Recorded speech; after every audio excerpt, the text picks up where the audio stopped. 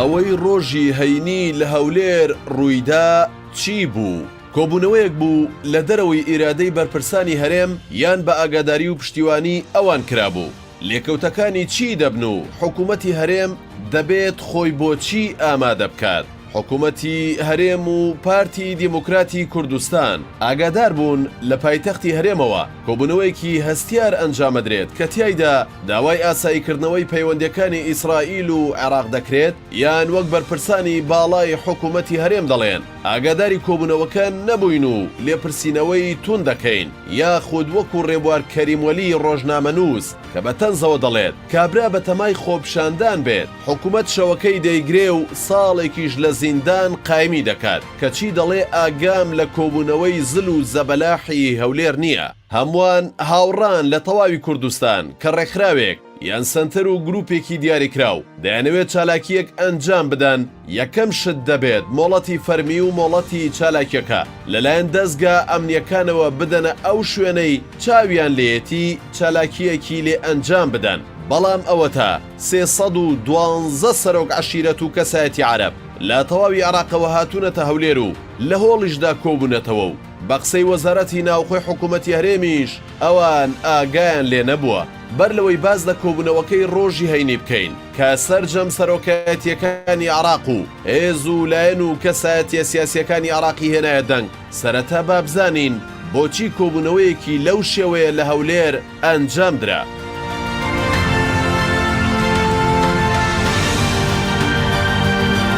سەرەتای پەیوەندی ئیسرائیل و باشووری کوردستان دەگەڕێتەوە بۆ شۆڕشی ئەیلول کاتێک مستەفا بارزانی ڕابەری شۆڕشەکە لەگەڵ ئیسرائیلدا پەیوەندی دروست دەکات و دواتر ئەو وڵاتە پەیوەندیەکە بۆ بەهێزکردنی شۆڕشی ئەیلول بەکاردەهێنێت و لە ڕووی هەواڵگری و داراییەوە هاوکاری مەلا مستەفا بارزانی دەکات. دواتریش پەیوەندیەکە بەهێزتر دەبێت و مەلا مستەفا چاوی بە وەزیری بەرگری ئیسرائیل دەکەوێت. پەیوەندی باشووری کوردستان یاخود ڕاستتر بڵێن پارتی و ئیسرائیل پەیوەندیەکی ئاشکرا نەبووە بەڵام بەرپرسانی باڵای پارتی ڕەتیشیان نەکردوێتەوە بەڵکو بێدەنگیان لە بەرامبەریدا هەڵبژاردووە. بۆ نمونە لە سەروەختی ڕیفراندۆمەکەی ساڵی 2017 هەرێمی کوردستان ئیسرائیل لە ڕیزی پێشەوەی ئەو وڵاتانەدا بوو کە پاڵپشتی ئەنجامدانی ڕیفراندۆمی کرد کارگەیشتە ئەوەی لایەنە شیعەکان ڕیفراندۆمیان بە هەوڵێکی زایۆنی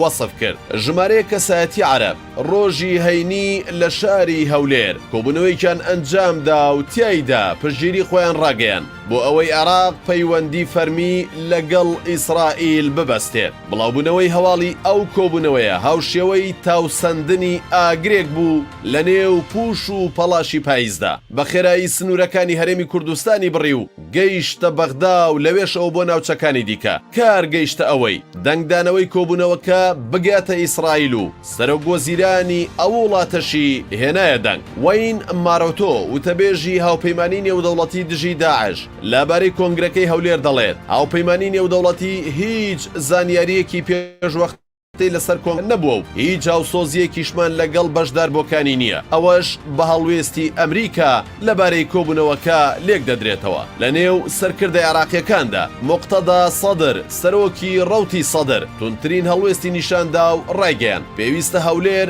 ڕێگری لەم جۆرە کۆنگرە تیرۆریستیانەیە بکات ئەگەرنا حکوومەت دەبێت هەموو ئەوانەی کۆبوونەتەوە تاوانبار بکات و دەستگیریان بکات ئەگەرنا دەکەوێتە سەرستۆمان ئەوەی کە دەبێت لە ڕووی شەرع و عەقڵ و نیشتیمانیە و بیکەین لە لۆمەی کەسیش ناترسین. موقتەدا سەدر دەڵێت پێویستە بڕواداران چاوەڕوانی فەرمانێکمان بکەن بۆ دەستپێکردن بە مامەڵەکردن لەگەڵ ئەو جۆرە نمونە قێزەونانە چونکە عێراق لە ئاساییکردنەوە دوورە. لە دوای بەدەستێنانی زۆرینە و سەرۆکایەتی وەزیرانیش هەڵوێستێکمان دەبێت چاوەڕوان بن و ئێمەش چاوەڕوانین. ئەم قسانەی سەدر بە هەڕەشەی ڕاستەوخۆ لێک درایەوە و لەوانەیە ببێتە مەترسی لەسەر ئارامی ناوچەکە.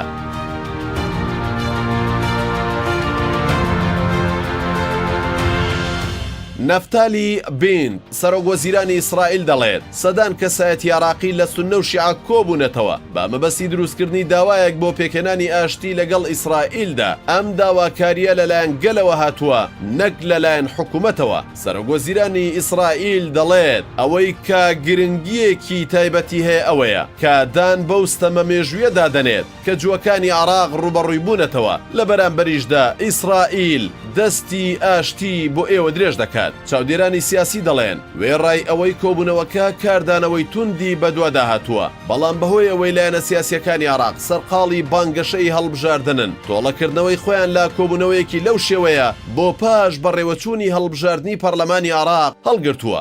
لە نێوخۆی هەرێمی کوردستانیش لایەنە سیاسیەکان یەک هەڵوێست ئیدانەی کۆبوونەوە کەیان کرد. یەکگرتووی ئیسلامی کوردستان دەڵێت کۆبوونەوەکەی هەولێر هەنگاوێکی دوژمنکارانەیە و بە توندی سەرکۆنەی دەکەین. مەکتەبی سیاسی یەکێتی نیشتیمانی کوردستانیش دەڵێت بە هەموو شێوەیەک ئەو جۆرە کۆبوونەوانە ڕەت دەکەنەوە ئیدی لە هەرێمی کوردستان بێت یان هەر ناوچەیەکی دیکەی عێراق. ڕەنگە ئەم خێرا کاردانەوانە بەشێکی پەیوەندی بە ئێرانی دراوسێ و هێز و لایەنە عێراقیەکانەوە هەبێت و ئاماژەیەک بێت بۆ ئەوەی کە حکوومەتی هەرێم و پارتی بە تایبەتی باجەکەی دەدەن و وا بە سانایی تێناپەڕێت بەسەریاندا.